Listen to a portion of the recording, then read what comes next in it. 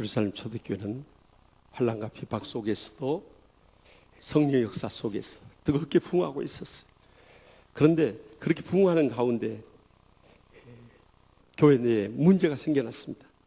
그것은 이 팔레스타인 본토를 떠나 살거나 당시 통용어였던 헬라어를 사용하는 헬라포 유대인들이 이 본토 팔레스타인에 거주하면서 히브리어를 사용하는 히브리파 유대인들을 원망하게 된 것입니다. 그것은 헬라파 유대인들의 과부들이 그 구제에서 빠진다는 거예요. 이 구제라는 것은 헬라 원어성에 보면 디아코니아라는 단어를 쓰고 있는데 이 섬기는 데서 빠진다는 거예요. 그래서 사도들이 모든 제자들을 모아놓고 우리가 하나님 말씀을 제쳐놓고 이 접대를 일삼는 것이 옳지 않다는 거예요. 이 접대라는 것은 헬라어로 보면 트라펠자이스라는 단어를 쓰고 있는데 식탁을 의미합니다. 또 일삼다는 것은 디아코네인이라는 단어를 써서 섬기는 것을 말합니다. 그러니까 식탁 섬기는 것이 옳지 아니하니 너희 가운데서 7사람을 택해서 일꾼을 세우라는 것입니다. 우리는 오늘 본문의 이 말씀을 통해서 지난주일 새생명 초청 축제를 해서 수많은 분들을 전도하지 않았습니까? 그 세 가족들을 구원하고 치유하고 양육해 나서 일꾼으로 세우는데 어떤 사람으로 세워야 할 것인가? 오늘 주시는 이 영적인 교훈의 음성을 함께 들을 수 있길 바랍니다. 먼저 본문 3절 상반절 말씀 다 같이 봅니다. 형제들아 너희 가운데서 성령이 충만하여. 아멘. 초대교회는 일꾼을 뽑을 때 가장 먼저 그들의 가정 배경이나 외모나 학력이나 경력이나 실력을 중시하지 않았어요. 오직 성령의 충만함을 먼저 추구했던 것을 잊지 마시기 바랍니다. 심한 독재를 해서 국민들의 원성을 사고 있는 대통령이 자기 이름을 더 높이려고 자기 얼굴이 들어간 우표를 발행하겠어요. 그런데 그 우표가 잘 팔리고 있는지 궁금해서 우체국을 시찰하게 되었어요. 그래서 우체국장에 우표 판매 상황이 어떻소 물으니까 우체국장이 이렇게 대답하는 거예요. 각하, 우표가 잘 안 붙는다는 불만이 많습니다. 그런 거예요. 그 말을 들은 대통령이 우표 뒷면에 침을 묻혀서 봉투에 붙였더니 아주 잘 붙는 거예요. 이렇게 잘 붙는데 안 붙는다는 게 무슨 말이요? 그랬더니 각하 사실은 우표 뒷면에다가 침을 발라야 되는데 앞면에다가 침을 뱉어서 그렇습니다. 대통령 미우니까 대통령 얼굴이 나온 앞면에다 침을 뱉고 붙이니 우표가 제대로 붙겠어요? 여러분, 국가의 최고의 자리는 대통령이 된다 할지라도 국민들이 인정할 수 없는 사람은 바른 일꾼이 아닌 것입니다. 그래서 초대교회는 이러한 세상적인 조건보다도 성령 충만한 사람들을 세웠던 것입니다. 주의 일을 하는데 세상적인 능력이 뛰어나도 성령으로 충만하지 않으면 하나님의 뜻을 분별할 수도 없고요, 하나님 말씀에 순종할 수도 없고요, 하나님의 역사에 절대 복종할 수 없고요, 하나님의 영광을 드러낼 수도 없기 때문에 그렇습니다. 그래서 성령 충만한 사람을 최우선으로 찾았던 것입니다. 그렇습니다. 하나님께서는 가장 먼저 성령 충만함을 택해서 그런 사람들을 하나님의 일꾼으로 사용하시는데요, 우리가 성령 충만하기 위한 가장 빠른 지름길인데 그것이 디모데전서 4장 4절에서 5절에 잘 나와 있어요. 하나님이 주신 모든 것이 선함에 감사함으로 받으면 버릴 것이 없나니 하나님의 말씀과 기도로 거룩하여 짐이라. 분명히 강조하지 않습니다. 하나님이 주신 모든 것 다 선하고 아름다운 것입니다. 우리가 감사함으로 받아들이면 이보다 더 행복하고 축복될 수가 없는 거예요. 근데 많은 사람들 신앙생활하면 입만 열면요 불평과 원망을 가득한 삶을 사는, 그런 사람은 더 이상 천국에 사는 것이 아닙니다. 지옥 밑바닥에 생활하는 사람들, 그 사람들은 엄밀하게 말하면 하나님의 자녀들이 아닌 것입니다. 적어도 우리가 성령으로 거듭나고 하나님의 자녀 되었다면 날마다 천국의 행복의 감격 속에 살아갈 수밖에 없는 것입니다. 그런데 우리가 감사하지 못하고 있으니 이제는 하나님의 말씀과 기도로 거룩해 줄 수 있길 바랍니다. 하나님의 말씀과 기도가 우리가 성령 충만함을 받을 수 있는 지름길이라고 강조하고 있는 거예요. 예전에는 대한민국에 안 되는 게 어딨니? 다 되지 라는 말이 유행했는데요, 요즘에는 대세는요 안 돼요, 안 돼요. 여러분, 성령 충만하지 않으면 하나님의 일꾼이 안 돼요. 그걸 아셔야 돼요. 우리가 잔치집에 가서 한 끼 잘 먹었다고 해서 한 주간 내내 배부를 수 없는 것처럼 주일날 와서 한번 은혜 받았다고 해서 한 주간 내내 성령 충만할 수 없는 것입니다. 그래서 적어도 성도의 삶 가운데 매일 하나님의 말씀과 기도에 경건의 시간이 절대적으로 필요한 거예요. 지난 금요 밤 기도에 지난 20년 동안 독신으로 미얀마에 선교했던 최 루디아 선교사가 오셨어요. 너무도 은혜로운 말씀을 전해주셨어요. 이분이 그 각고의 고생 끝에 그곳에 은혜 성지학교를 차려서요, 성경 번역, 교육, 찬양 등 선교 사역을 다양하게 이루어가고 있는데, 그곳에 나오는 학생들이 신학생도 아니에요. 그런데 기숙사 생활을 하는데요, 그들이 적어도 아침 5시 30분에 일어나 가지고요, 6시 30분부터 7시 30분 동안 1시간 동안 경건의 시간을 갖는 거예요. 또 저녁에는 잠자리 들기 전에 6시부터 7시까지 1시간 동안 예배를 드리는 거예요. 이렇게 아침 저녁으로 말씀과 기도에 경건의 삶을 살고 있었던 거예요. 그런데 그들의 기도 제목표가 나오는데요, 그 첫 번째 기도 제목이 뭔지 아십니까? 날마다 하나님의 임재 가운데 있게 하여 주시옵소서. 그들은 날마다 성령 충만한 삶을 갈구하고 있었던 것입니다. 우리가 경건의 시간을 가져야 할 결정적인 이유가 바로 여기 있는 거예요. 우리가 성령으로 충만하지 않으면요, 예수님을 믿는다고 하면서도 더 이상 영적인 깊은 자리까지 나갈 수 없는 거예요.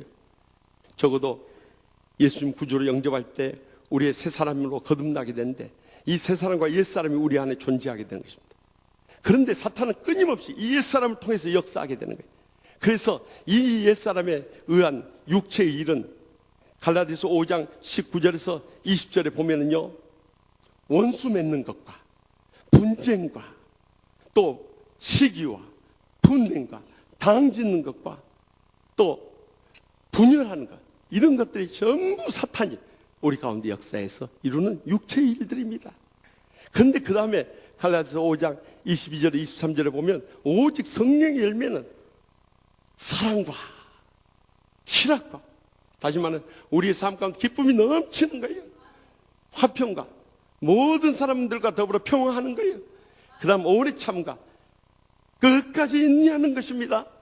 그 다음에 자비하는 거, 번역을 바꿔야 되는데요, 친절을 베푸는 것입니다. 양선과, 이것은 선행을 행하는 거예요. 그 다음에 이 충성과, 죽도록 충성을 다하는 것입니다. 더 나아가서 온유와, 모든 사람들이 항상 온유하고 겸손하게 대하는 거예요. 그 다음에 절제한, 내가 말하고 싶어도 행하고 싶어도 모든 것들을 절제하면서 살아간다는 거예요. 이 같은 것을 금지할 법이 없느니라. 이런 성령의 열매를 대할 법이 없다는 것입니다. 이 정도로 우리의 삶 가운데 강력한 성령의 열매를 풍성히 맺게 되는 것입니다. 그런데 이런 성령의 열매를 맺을 수 있는 결정적인 이 증거가 바로 갈라디아서 5장 24절에 마지막으로 나와요. 다 같이 읽겠습니다. 그리스도 예수의 사람들은 육체와 함께 그 정욕과 탐심을 십자가에 못 박았는지라. 아멘. 우리의 경건의 시간의 핵심은 날마다 주님 앞에서 내 육체와 함께 정욕과 탐심을 십자가에 못 박아야 된다는 것입니다. 그럴 때 내가 온전히 죽어짐으로 인해서 예수의 마음을 품게 되고요, 하나님의 복을 누리게 되고요, 천국의 삶을 살아가게 되는 것입니다. 그러므로 우리가 날마다 주님과 나만의 경건의 시간을 통해서 성령 충만함을 회복할 수 있길 바랍니다. 그리할 때 우리는 주님의 영적인 뜻을 잘 분별하게 되고, 주님의 비전을 발견하게 되고요, 하나님의 나라를 위해서 헌신하게 되고요, 하나님의 영광을 위해서 우리의 온 생애가 드려지는 복된 생애를 살아가게 되는 것입니다. 이처럼 성령 충만하게 될 때 하나님께서 우리의 모두를 하나님의 일꾼으로 택함 받게 해서 하나님의 비전을 바라보며 귀하게 쓰임받게 하실 줄 확실히 믿으시기 바랍니다. 계속해서 본문 3절 중반절 말씀 다 함께 읽겠습니다. 지혜가 충만하여. 아멘. 우리가 하나님의 일꾼으로 택함 받으려면 지혜도 충만해야 된다. 이 지혜와 지식의 차이는, 지식은 세상에서 얻어지는 것이라면 지혜는 하나님으로부터 얻어지는 것입니다. 지식은 일시적으로 우리가 가지고 있다가 잃어버린 것이라면 지혜는 영원히 우리와 함께하는 것입니다. 지식은 이론 중심적인 우리의 가지고 있는 이 머리 안에서 것이라면 지혜는요, 우리 삶 가운데 적용해서 열매 맺는 실제적인 것입니다. 지식은 우리 자신을 은근히 교만하게 만드는 것이라면 지혜는 우리를 주님처럼 더욱더 겸손하게 하는 것입니다. 지식은 나 자신만을 위한 것이라면 지혜는 주님과 고통당하는 이웃들을 위한 것입니다.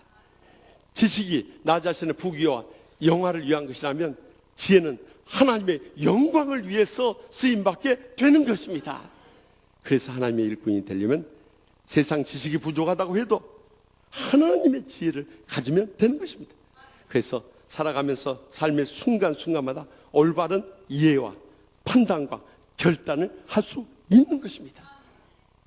지난 주간에 진도 세월호 이 침몰 사고의 실종자들 무사 귀환을 위해서 온 국민들이 노란 리본을 다는 것에 대해서 많은 성도들과 목회자들까지도 이것에 대해서 카카오톡을 보내왔어요. 여러분들도 아마 받으신 분들 많이 계실 것입니다. 그 내용은 다음과 같은 것이었습니다. 근조를 나타내는 노란 리본은 나비입니다. 무속에서 노란 나비는 저승으로 가는 영혼이랍니다. 이것을 확인시키려면 노군립 평화공원으로 가보시면 금방 알 수 있어요. 무수한 나비를 형상화했고 영상으로 나비가 날아오는 것을 상영하고 있어요. 그래서 나비 리본은 주술이라고 합니다. 이것은 종교 혼합주의에 빠져 귀신을 부르는 것으로서 이러한 행위는 잘못된 것임을 알려드립니다. 즉시 카카오톡의 창에 있는 원래의 사진으로 교체 바랍니다. 우리가 악한 사술에 더 이상 절대로 이용당해서도 동조해서도 안 된다고 생각합니다. 더 이상 사탄의 계기에 머물지 마세요 한 거예요. 우리 목회자들까지도 카카오톡 방에다 자기 사진 내리고 노란 리본을 띄었는데 이렇게 문자가 오는 거예요. 그때 기도하면서 제 마음에 탁 와닿는 게 있었어요. 이것을 하나님이 주신 지혜로 영적으로 분별하지 않을 수 없는 거예요. 그런데 첫째, 이것의 이 보내온 카카오톡의 문제는 지금 국민이 달고 있는 것은 노란 리본이지 노란 나비가 아니라는 사실이에요. 이처럼 사탄은 아주 교묘하게 조그만 것을 싹 바꿔가지고 전체를 매도해버리는 거예요. 그것은 에덴 동산에서 사탄이 아담과 하와의 하나님의 말씀을 약간 속여가지고 그것이 진짜인 것처럼 속이는 데서부터 시작된 것입니다. 이처럼 사탄은 우리의 조그만 것들을 물고 늘어지면서 전체를 매도하는 습성이 있다는 것을 꼭 경계할 수 있길 바랍니다. 두 번째는요, 이 노란 리본을 다는 원래 그 배경에 대해서 잘못 이해하고 있는 거예요. 심지어 목회자들 가운데 저에게 보낸 그 카카오톡에 보면 하나님보다 더 사랑하고 또 피조물에 무언가 의미를 두는 것이 우상이 되는데요, 노란 리본은 인간이 하나님께 소망을 두는 것을 거부하고요, 또한 나무에 거는 방식은 나무에 달린 예수님 대신에 다른 것을 대체하는 문화적 적그리스도라고 해온 거예요. 어쩌면 이렇게 너무 착각과 비약이 심한 건지 이해할 수가 없는 거예요. 여러분, 원래 이 노란 리본의 유래는요, 일찍이 저희 학창시절에 이 문교부 장관이고 교육학자였던 오천석 박사님이 쓴 노란 손수건이라는 책이 있었어요. 감동의 휴먼 드라마 실화를 담고 있는데요, 오래전 미국의 한 제수가 추록이 다가오게 되자 그의 아내에게 수십 년 동안 이렇게 떨어져 살았던 자기의 제약된 삶에 대해서 용서를 구하고 받아줄 마음이 있으면 집 앞 나무에다가 노란 손수건을 걸어달라고 편지를 보낸 거예요. 그리고 이제 추록한 그날 멀리 집 가까이 옵니다. 과연 내 집 앞에 노란 손수건이 걸렸을까?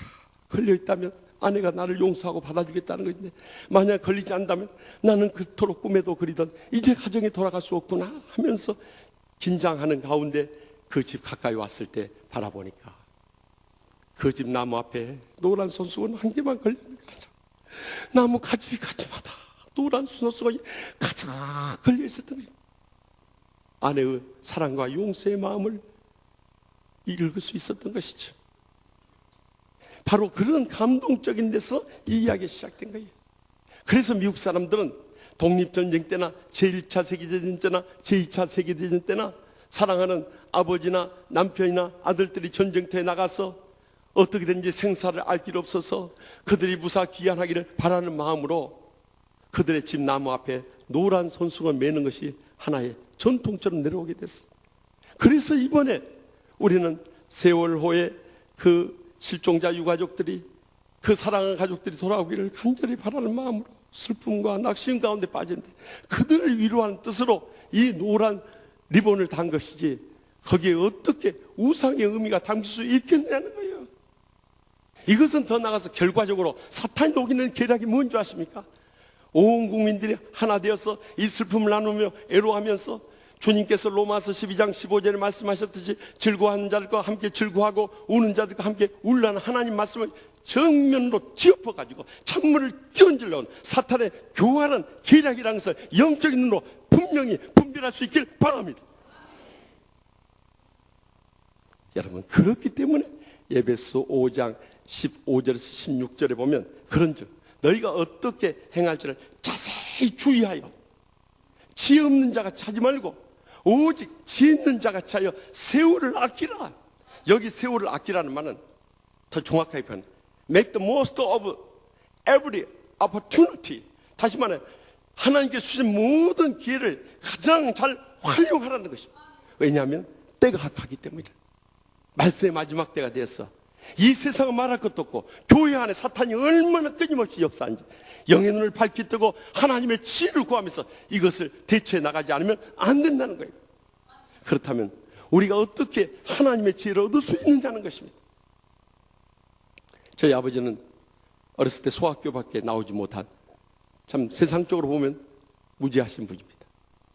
그래서 병원에서 이 조수로서 일할 때 그 원장 선생님, 장로님이 이제 그 전까지만 해도 병원에 수련한 분들 의사고시 치를 수 있었는데 그걸 폐지가 됐어요. 그래서 약종상 면허, 오늘날 같으면 약사 면허라도 치를 수 있도록 공부할 것을 권면했습니다. 그러자 저희 아버지가, 저는 소학교밖에 안 나왔고 공부한 지도 오래돼서 더 이상 공부할 자신이 없습니다 할 때 이 말씀을 전해주더랍니다. 그 말씀이 야고보서 1장 5절 말씀입니다. 너희 중에 누구든지 지혜가 부족하든 후회 주시고 꿇지 아니하시는 하나님께 구하라. 그리하면 주시리라. 분명히 약속하시죠. 그 약속의 말씀 붙잡고 열심히 공부해서 결국 약종사 면허 시험에 붙었게요, 떨어졌게요. 하여튼 믿음도 좋으세요. 200대 1에 가까운 시험에 합격이 된 거예요. 그뿐만 아니라 일생을 장로님으로 교회를 섬기며 합평케 하는 일이나 또한 노예나 총회 일을 하면서도 지혜가 부족할 때마다 하나님께 지혜를 구해서 하나님 주시는 지혜로 일평생 은혜롭게 사명을 감당할 수 있었다고 서울에 올라와 저와 함께 생활할 때 이 말씀을 주시는 거예요. 사실 이 말씀은 저는 미국 유학 가기 전에 저희 아버지를 통해서 전해받았던 말씀이에요. 미국에 유학 가서 힘들 때마다 이 말씀을 기억해라. 그래서 저는 아버지 건네준 이 말씀을 기억하면서 정말 영어로 강의를 듣고 영어로 책을 읽고 영어로 페이퍼를 쓴다는 게 너무너무 힘들어요. 저도 영어 때문에 고생 많이 했습니다만 영어도 저 때문에 고생 너무 했어요. 그런 가운데 제가 프린스톤에 가서 첫 학기 첫 시험, 어떻게 시험을 치를 줄 몰라서, 한국에서는 교수가 가르치는 거 달달 외워가지고 그대로 쓰면은 A+ 나오는데 미국은 완전히 다른 거예요. 그렇게 쓰면은요 D- 나와요. 그래서 새로운 창의적인 것을 써야 한다고 선배들이 이야기해 줘서 저는 많이 쓴 것 같은데 그 첫 시험에 실패해가지고 B+ 맞은 거예요. 제하고는 석사, 박사 전 과정을 A학점 맞았다고 꼭 밝히기는 곤란합니다만은 제 힘으로는 할 수 없었어요. 하나님의 지혜를 주시니까 감당할 수 있었던 거예요. 더 나가서 미국에서 그 처음 이민교회 담임을 할 때도 정말 어려운 교회였습니다. 제 힘으로는 감당할 수 없었습니다. 그때도 제단 앞에 엎드려 눈물 뿌려 기도하면서 하나님의 지혜를 구했고요. 이제 한국에 돌아와서 교수 생활하다가 우리 치유하는 교회 와보니까 이것은 시카고에 있는 그 이민교회보다도 몇 배로 힘들어 버리네요. 그때도 하나님 앞에 엎드려서 눈물 뿌려 기도하고 여러분들이 합심해서 기도해 줌으로 인해서 하나님의 지혜로 오늘날에 이렇게 은혜롭고 행복한 치유하는 교회를 이룰 수 있었던 것입니다. 그러므로 우리의 삶 가운데 어떤 어려운 상황이 봉착한다 할지라도 그때 세상적인 지식이나 경험을 앞세우지 말고요, 하나님의 지혜를 먼저 구할 수 있기를 바랍니다. 그래서 하나님의 지혜로 충만해질 때 우리는 하나님의 일꾼으로 택함을 받고 주님과 고통당하는 이웃들을 위해서 복되게 쓰임받게 될 줄 확실히 믿습니다. 마지막으로 본문 3절 하반절 말씀을 다 같이 읽겠습니다. 칭찬받는 사람 7을 택하라. 우리가 이 일을 그들에게 맡기고. 아멘. 하나님의 일꾼은 마지막으로 칭찬받는 사람이 한다. 이 칭찬받는다는 단어가 이 헬라어 원어로 보면 마르티루 메누스라는 단어를 쓰는데 이것은 증거를 받는다는 뜻이에요. 다시 말하면 하나님과 여러 사람들 앞에서 정말 이 사람은 옳은 사람이라고 증거를 받는 사람입니다. 한마디로 말하면 칭찬받는 사람이라는 거예요. 그래서 그런 사람 7을 택하여 세우게 돼요. 그들에게 이 식탁의 성비의 일을 맡게 하고요, 사도들은 기도하고 말씀 전하는 일에 전념했어요. 그 결과 하나님 말씀이 더욱더 왕성해져 가지고요, 수많은 제자들의 이 수가 더욱더 더해졌을 뿐만 아니라 심지어 유대교의 제사장의 무리까지 다 하나님 말씀 앞에 복종하는 놀라운 역사를 일으킬 수 있었던 것입니다. 여러분, 요즘에 답정너라는 이 단어가 새롭게 생겼네. 답정너라는 뜻을 아십니까? 알고 계신 분은 신세대입니다. 모르신 분들은 쉰세대입니다. 저도 처음에는 몰랐습니다. 그래서 쉰세대 했다가 이제 신세대가 됐습니다. 여기 찬양팀도 모르겠어요. 답정너? 쉰세대예요. 이 답정너라는 것은 답은 정해져 있고 너는 그 말만 해의 약자랍니다. 그러니까 칭찬, 자기에 대한 칭찬을 유도하기 위해서 질문하며 거기에 대해서 호응만 하도록 하는 거예요. 예를 들면 여고 동창 모임에 가서 우리 남편은 나를 너무너무 좋아해. 그냥 시도 때도 없이 나만 졸졸 따라다닌다. 이 남자가 왜 그러는지 너희들이 해석 좀 해봐. 그러면 그 옆에 있던 이 여고생 동창들이 막 열받아 버린 거예요. 막. 그리고 또요, 누가 나보고 코 성형했다고 하더라. 이 코가 성형한 코니? 네 눈에는 어떻게 보이니? 그러는 거예요. 그러니까 지 코 이쁘다는 소리 아니에요 지금. 그래서 이 사람들은 듣고 싶은 칭찬의 대답이 나올 때까지 끈질기게 묻는 거예요. 원하는 대답을 해줘도 아닌 것 같다고 하면서 자꾸 묻으면서 끝까지 칭찬받기를 원하는 거예요. 계속 칭찬해 주다가 한 번이라도 반대 의사를 표현하면은 칭찬 안 한 것보다 못할 정도의 공격을 받아버리게 되는 거예요.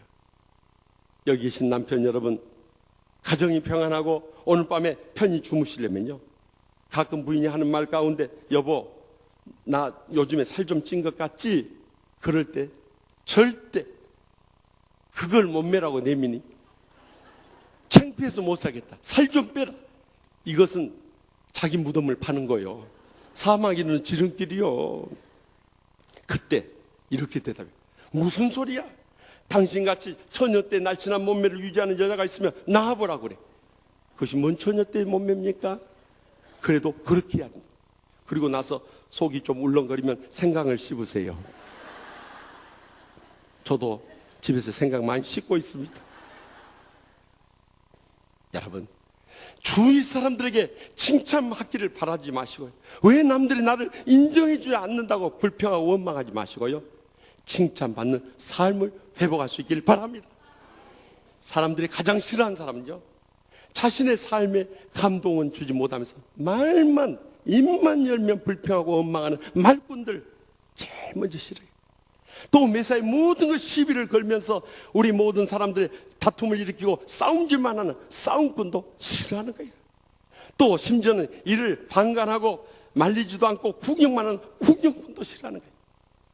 하나님이나 주의 모든 사람이 가장 좋아하는 사람은요, 이름도 없이 빛도 없이 말도 없이 맡겨진 삶에 충성을 다하는 일꾼을 가장 칭찬하게 되는 것입니다. 저는 지난 주간에 인천에 있는 사도들 교회 부흥성을 인도하고 왔어요. 이 교회는 담임하고 있는 박승효 목사님 네 분은 제가 크리스찬 치유상담연구원에서 가르쳤던 제자들인데요. 7년 전에 12가정 20명의 성도들과 함께 이 교회를 개척했어요. 그런데 저렇게 단 기간 만에 아름다운 예배당까지 구하고요, 10배나 부흥해서 200명 가까이 모이는 교회가 돼버린 거예요. 이렇게 급성장하게 된 비결이 무엇인가? 제가 가까이 가서 집회를 하면서 이렇게 관찰해 보니까, 첫째는 무엇보다도 하나님의 전적인 은혜지만요, 두 번째는 이 목사님 네 분이 열정과 헌신을 다 쏟아서 목회하고 계셨던 거예요. 그런데 그 다음으로 결정적인 또 하나의 요인을 발견하셨어요. 그것은 첫째 날 저녁에 집회가 시작되기 전에 찬양을 하는데, 그 찬양팀 리더가 다름 아니라 60대 중반이 넘어서는 그 교회 선임 장로님이었던 사실이에요. 여러분, 저는 지금까지 전 세계 교회를 다녀봤지만요, 찬양팀 리더에 그 교회 선임 장로님이 서서, 그것도 연세가 70이 가까운 분이 서서 열정을 다 쏟아가면서 찬양하는 모습, 너무너무 감동을 받은 거예요. 그리고 나니까 그 다음 날은 전도사님이 인도하는 찬양팀 나오고, 그 다음 날은 이 감리교회이기 때문에 권사님이 나오는 찬양팀이 있었는데요, 그 장로님의 그 전도사님, 그 권사님들이 얼마나 찬양 은혜가 됐죠. 저는 그때 알았어요. 이렇게 이름도 없이 빛도 없이 말도 없이 충성을 다하는 장로님, 권사님, 집사님들 계시기 때문에 이 교회는 부흥할 수밖에 없었던 거예요. 제가 이 말씀을 드렸다고 해서 우리 교회 선임 장로님 되시는 황준은 장로님들, 다음 주일부터 찬양팀 인도하겠다고 마이크 잡지 마세요. 또 장로님만 하셔야 할 일이 있으시니까요. 여러분, 이제는 말이 필요 없는 거예요. 삶으로 보여줘야 할 때는 거예요. 그래서 고린도전서 4장 20절에 하나님의 나라는 말에 있지 아니고 오직 능력에 있음이라 하고 강조한 이유가 바로 거기 있는 거죠. 삶은 따라주지 말을 못하면서 나를 존경해주지 않고 나를 칭찬하지 않는다고 하면은요, 그것은 다 헛된 거예요. 내 삶 가운데 능력 있는, 변화된, 칭찬받을 만한 삶을 살아갈 수 있길 바랍니다. 말보다 먼저 헌신하고요, 물질을 한가하지 않고 헌금하고요, 나도 피곤하지만 봉사하고요, 부끄러움을 무릅쓰고 나가서 전도하고요, 삶으로 본을 보이는 거예요. 오늘 주보에 끼워드렸습니다마는 이 사순절 특별 새벽 기도에 개근자들 명단과 부활주일, 새생명 초청축제 전도자 명단을 보십시오. 이분들이 지금 우리 치유하는 교회를 이렇게 나가는 칭찬받는 사람들이고요, 우리 교회 진정한 일꾼들의 명단인 것입니다. 과거에 내가 일 많이 했다, 그렇지 않습니다. 과거에 일한 것은 그것은 그것대로 쌓이지만 지금 일하지 않으면 어떤 감동도 줄 수 없는 것입니다. 그래서 우리가 진정으로 하나님 앞에서나 사람들 앞에 칭찬받는 사람이 될 때 비로소 하나님의 일꾼으로 택함을 받고 많은 사람들을 감동을 주면서 하나님의 복음 사역을 힘있게 이루어가게 될 줄 분명히 믿으시기 바랍니다. 이번 진도 앞바다 세월호 침몰 참사를 보면서도요, 너무너무 가슴이 아프고 정말 고통스러웠던 것은요, 이렇게 수많은 인명을 그 물에 빠뜨려서 죽인 이 살인자들이 누군가 하는 거예요. 그것은 인간의 기본 양심조차도 갖지 못한 탐욕에 가득한 이단 경영주로부터 시작된 거예요.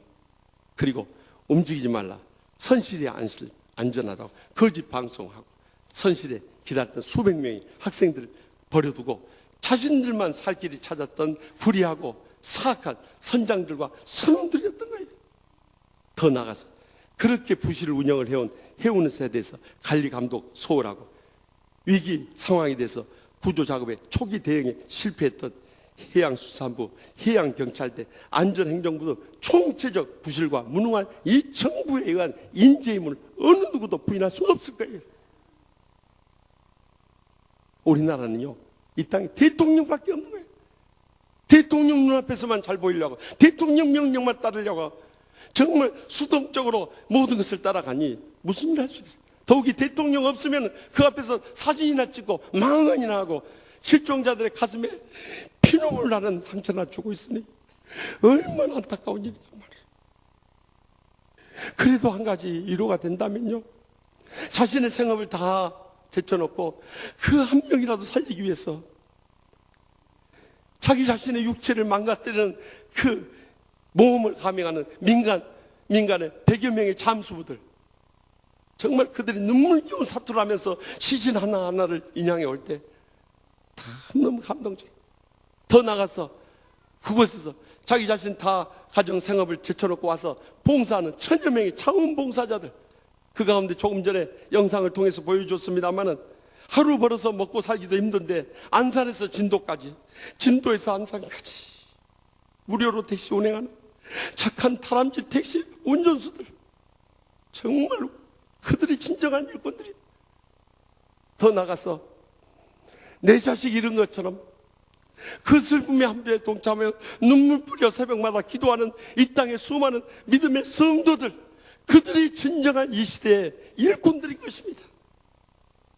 그래서 지난 고난주간 마지막 토요일 국민일보에 실린 안산제일교회 고은 목사님의 세월호 희생자를 추모하며 쓰신 나의 하나님 어찌하여 우리를 버리시나이까 하는 제목의 신앙시가 우리 가슴에 뜨겁게 와닿는 거예요.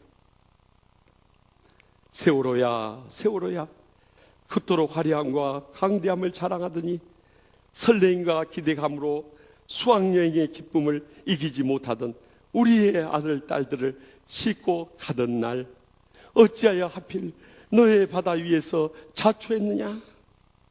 바다야, 차디찬 진도 바다야, 그렇게 좋은 날 아무 죄 없는 순결한 우리 아들 딸들에게 어찌하여 숨막히도록 물을 먹였느냐.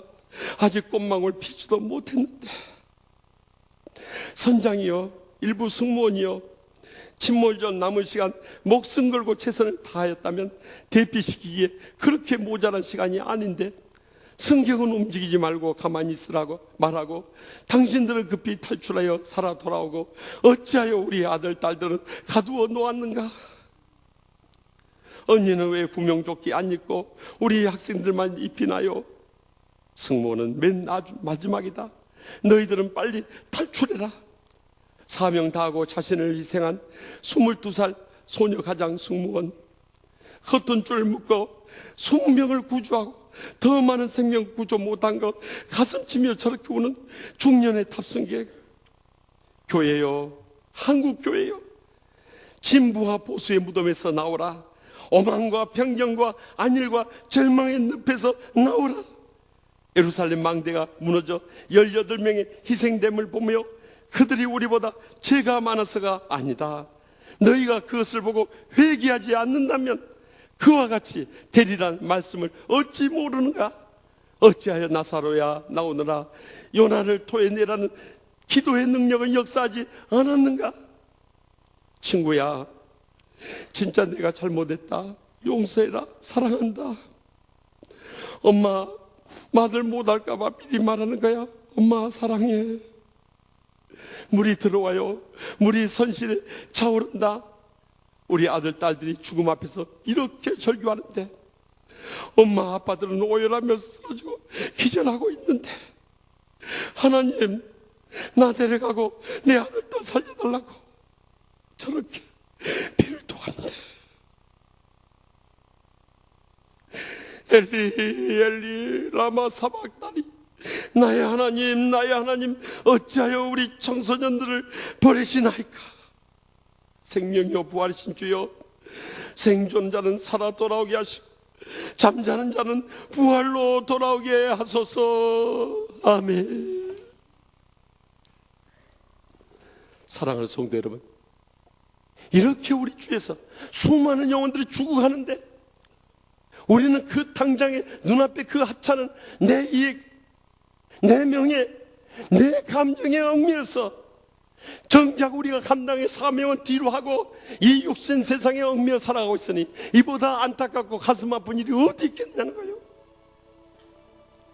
이제라도 얼마 남지 않은 짧은 남은 여생, 하나님 앞에 부끄럽지 않은 모습으로 서길 원한다면 이제는 먼저 성령 충만함부터 구할 수 있길 바랍니다. 하나님의 지혜로 충만해 줄 수 있길 바랍니다. 하나님 앞에서나 주의 종들이나 성도들이나 가족들이나 세상 사람들조차도 칭찬받는 사람으로 일어설 수 있길 바랍니다.